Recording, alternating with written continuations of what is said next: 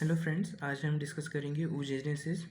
तो फिर oogenesis में oogenesis की प्रोसेस प्राइमोर्डियल जर्म सेल से शुरू होती है, जो कि 44+XX क्रोमोसोम्स होते हैं उसमें। तो प्राइमोर्डियल जर्म सेल्स में रिपीटेड माइटोसिस होती है और oogonia बनती है।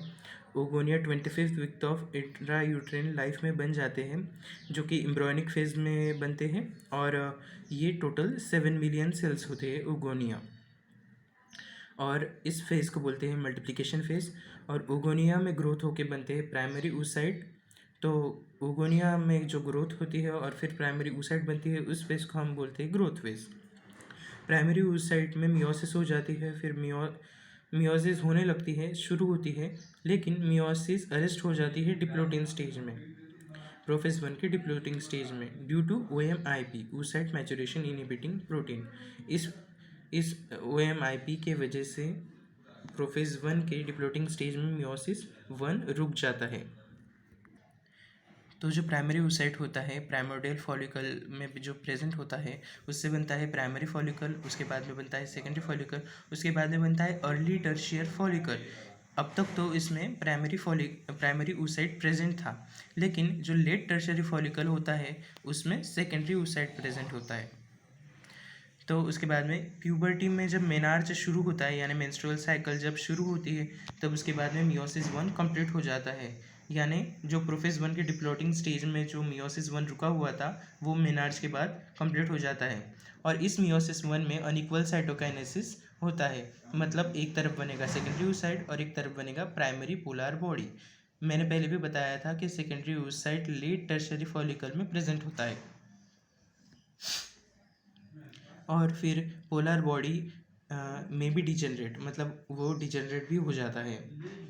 और जो सेकेंडरी oocyte होता है वो सेकेंडरी oocyte में मियोसिस 2 स्टार्ट हो जाता है, लेकिन मियोसिस 2 भी मेटाफेज सेकेंड में सस्पेंड हो जाता है मेटाफेज प्रमोटिंग फैक्टर की वजह से।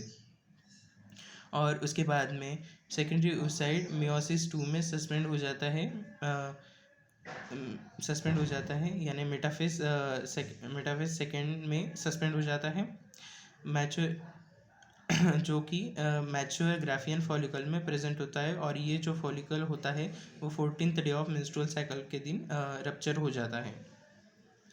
यानी कहने का मतलब ये है कि जो मैच्योर ग्राफियन फॉलिकल होता है, उसके अंदर ये सेकेंडरी oocyte प्रेजेंट होता है, जो कि मियोसिस 2 में सस्पेंडेड होता है।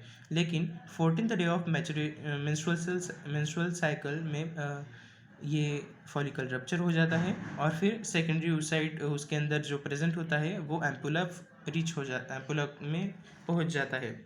और आपको तो पता है कि एम्पुला में फर्टिलाइजेशन होता है। तो अगर एम्पुला में फर्टिलाइजेशन होता है तो मियोसिस 2 वो तब कंप्लीट हो जाएगा, जो कि मेटाफेज 2 में सस्पेंडेड था। और ये मियोसिस 2 कंप्लीट हो जाने के वजह से मेटाफेज प्रोमोटिन फैक्टर ये ब्रेक डाउन हो जाता है और एनाफेज प्रोमोटिन कॉम्प्लेक्स यहाँ पे बन जाता है, जिसके वजह से मियोसिस 2 कंप्लीट हो जाती है। और उसके बाद में सेकेंडरी पोलर बॉडी रिलीज़ हो जाएगी, जो कि जैसे जैसे मियोसिस 1 में यहाँ पे सेकेंडरी oocyte बना था और फर्स्ट पोलर बॉडी बना था, वैसे ही यहाँ पे release of secondary polar body भी होगा, जो कि बाद में डिजेनरेट हो जाएगा।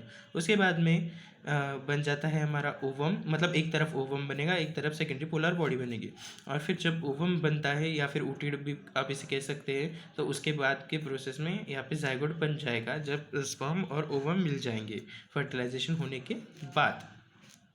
और अगर फर्टिलाइजेशन नहीं होता है तो सेकेंडरी oocyte डिजेनरेट हो जाएगा 2 दिन के बाद, यानी 48 आवर्स के बाद। ऑप्शन में 2 दिन भी आ सकता है, 48 आवर्स भी आ सकता है। तो फिर ये सेकेंडरी oocyte डिजेनरेट हो जाएगा 48 आवर्स के बाद, अगर फर्टिलाइजेशन नहीं होता है तो। Thank you.